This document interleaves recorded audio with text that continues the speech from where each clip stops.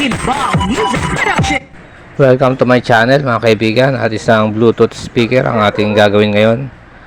Dinala sa atin ito ng mga estudyante ng Taguig Integrated School dito sa may Santa Ana, Taguig.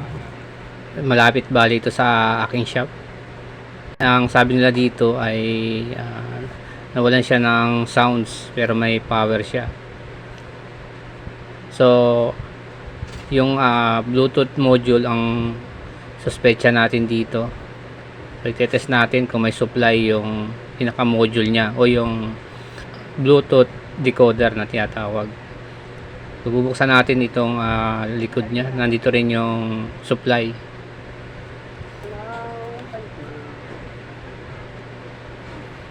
So ayan, may power lang siya pero hindi tumutunog.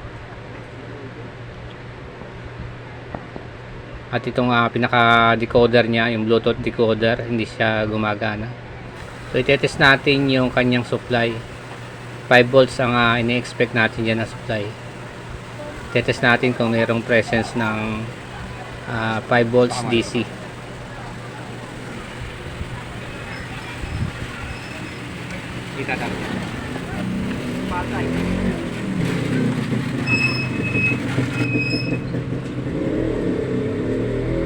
So ayan, bali kung may matetest tayo diyan, ibig sabihin posible na sira na itong pinaka module niya o yung itong Bluetooth module o tinatawag din na Bluetooth decoder. So kung wala naman, titingnan natin ito doon sa loob. Bali doon manggagaling yung supply niya from 12 volts magiging 5 volts yan papunta dyan sa board na yan. So ang test natin dito, wala tayong gaano mabasa, halos 0.3. So ine-expect natin dapat meron siyang 5 volts. So yan yung socket ng 5 volts. Diyan pupunta yung supply ng 5 volts. Galing yan doon sa loob ng amplifier mismo. So galing yan dito. So malamang may dinaanan siya na regulator. From 12 volts magiging 5 volts. So magche-check tayo dito ng mga voltahe tulad ng 12 volts. Isa nga pala itong rechargeable na Bluetooth.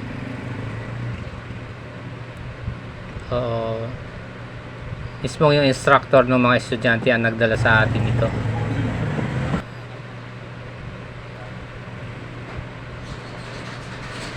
So i-test lang natin. Bali i-checkin din natin kung bakit nawawala yung 5 volts. So kung may na-check tayo sana na 5 volts doon sa Bluetooth module niya, yung dito sa harap. So idideklara natin na sira na yung pinaka module niya, yung pinaka board. So ang gagawin naman natin dito, kung sakaling nasira siya, papalitan natin ng panibago Bluetooth decoder o yung mismong board niya. So may nabibili namang board niyan sa mga online. Meron din na yung gawa na siya mismo, i-connect mo na lang. So yan ay kung sira yung module. Bali dito malamang nawalan lang ito ng supply. So nawawala yung 5 volts niya, yun ang ating ito troubleshoot.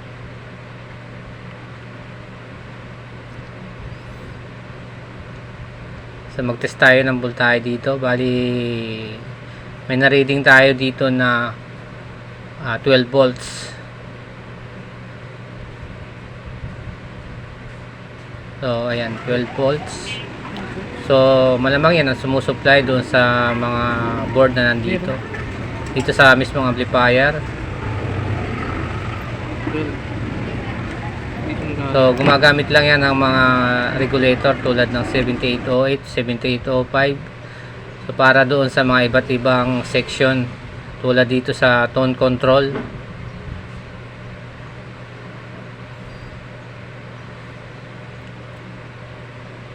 So ito yung pinanggalingan ng 5 volts, dito papunta yung linya. So dito tayo mag-check. So bali sa una pa lang may napansin tayo dito na parang may natanggal na pyesa. So bago yan, check natin itong 7805. So ito kasi yung regulator ng 5 volts. So yan yung 7805. So dadaan dyan yung, bali magsusupply siya ng 12 volts. Lalabas dyan ay 5 volts na. At dyan kumuha yung 5 volts na supply papunta doon sa Bluetooth module o Bluetooth decoder.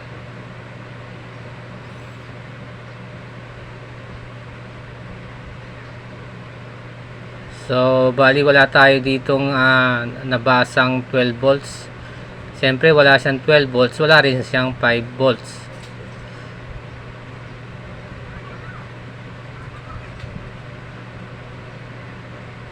So i-test din natin itong isang regulator.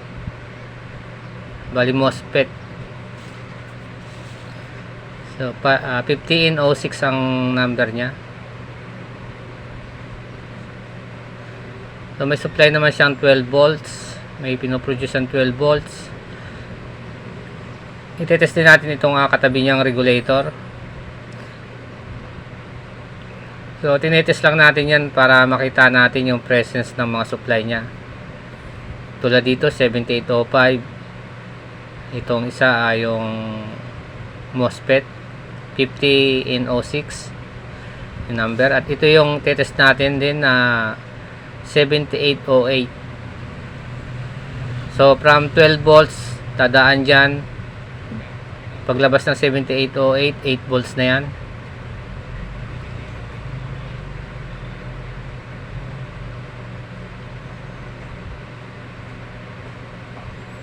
So, ang test natin, meron naman siyang 8 volts. So, ibig sabihin, okay siya. So, dito lang talaga nagkaroon ng problema sa supply ng 5 volts. May napansin tayo. So, napansin natin dito, parang may nawalang isang linya. Katabi niya, so basahan natin, meron siyang dapat na napoproduce na 12 volts. Kasi dyan siya papasok eh. 7805. Nandito yung 12 volts.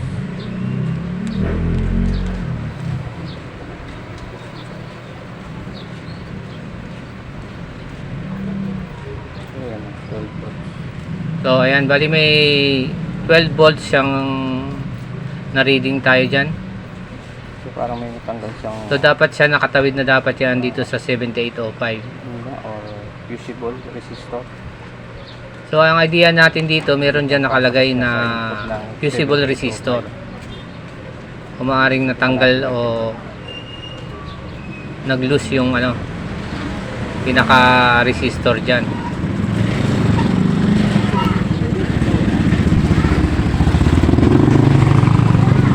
So pwedeng natanggal yan or nag-loose yung pagkakahinang.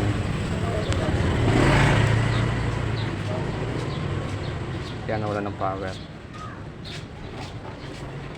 So sa Bluetooth decoder ang punta ng linya nun. Ito.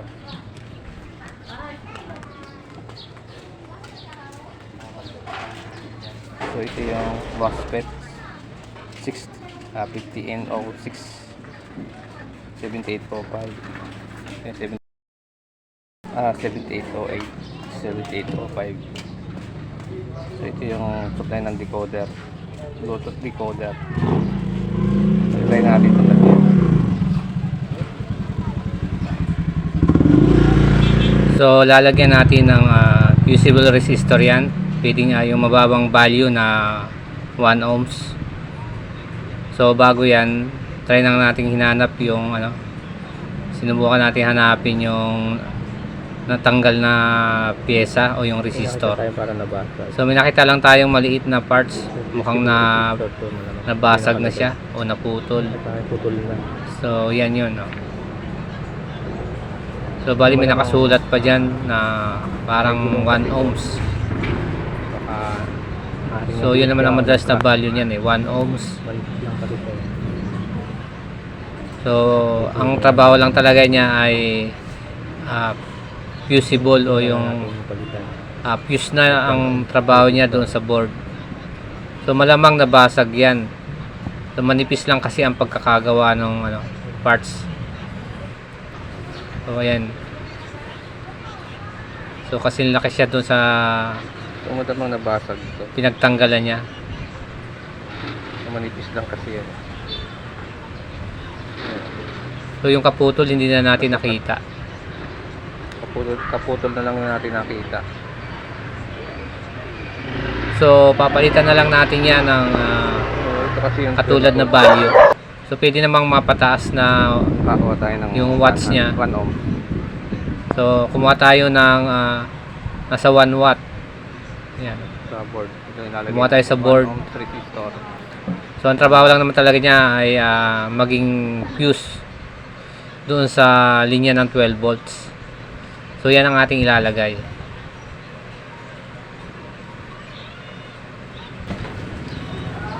Stirring natin. So i-reading muna natin. So i-reading natin yung kanyang resistance Yan, nasa 1 sa ohms. 1 ohms lang yan. So may na-reading tayo nasa 1.3. So 1 ohms pa rin siya mga kaibigan. Ito yung ilalagay natin dito.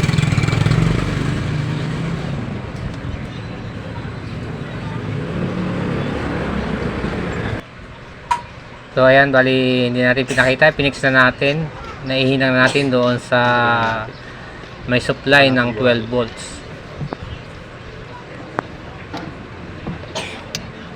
So ayan, itetest natin kung meron na siyang supply o kung magpuproduce na ng 5 volts. Hindi na siya umiinig. O, hindi naman siya gaano Normal lang umiinit. yung init. Yung siya napakainit. So ang idea natin dito, maaaring nabasag yung nakalagay na resistor.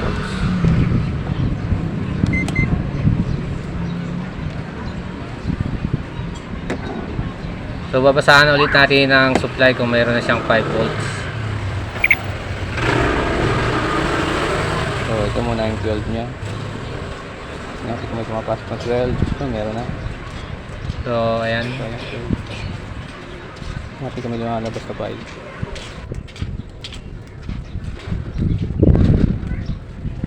Yun, may card na.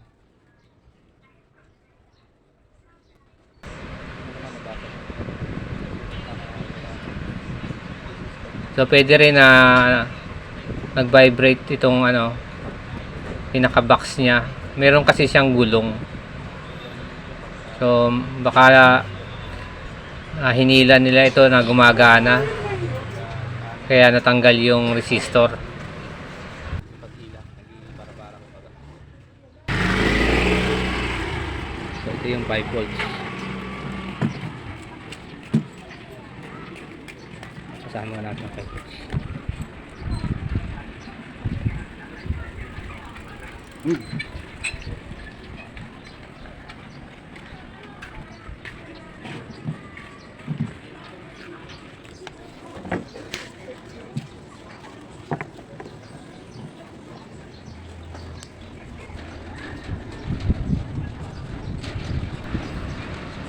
So bago natin ilagay yung supply o yung linya ng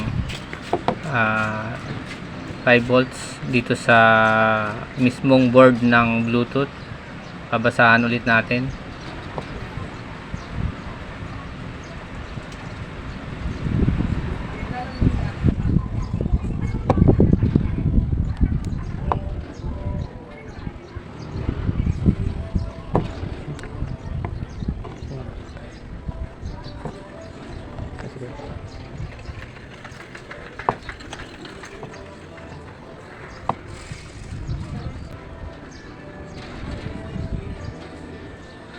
Yun, 5 volts.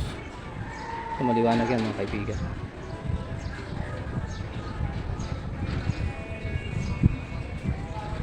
Buksan natin.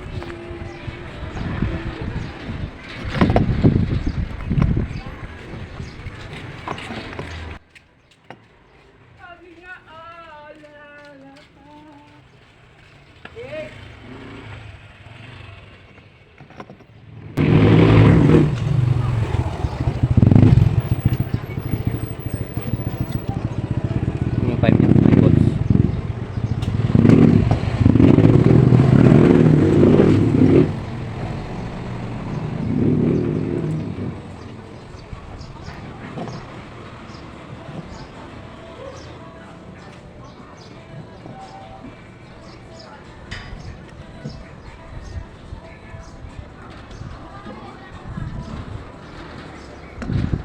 Yun.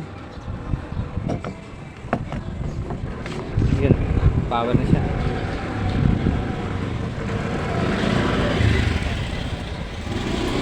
Pa natin sa mode.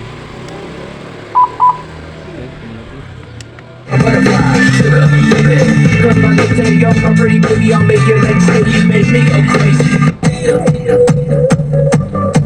They say slow down, it's just a rope and I don't believe it. They say slow. Voice of Summer Magic 89.9 SB19. A song called Gento to wake us all up on this Thursday morning. Hey, this is...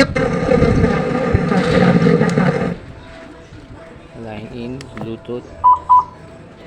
Okay, okay na siya mga kaibigan. Dito lang talaga siya nagka-problema sa drive. Salamat sa panood mga kaibigan.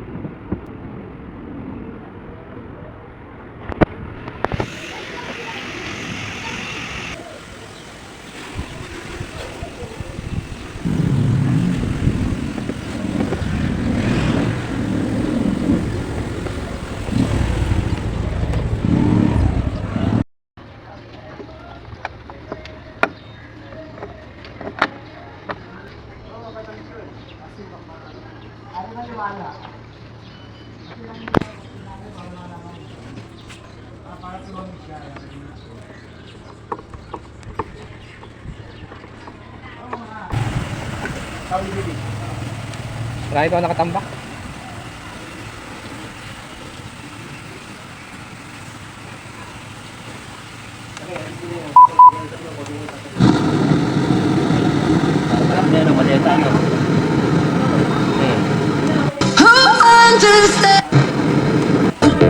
If it's done right.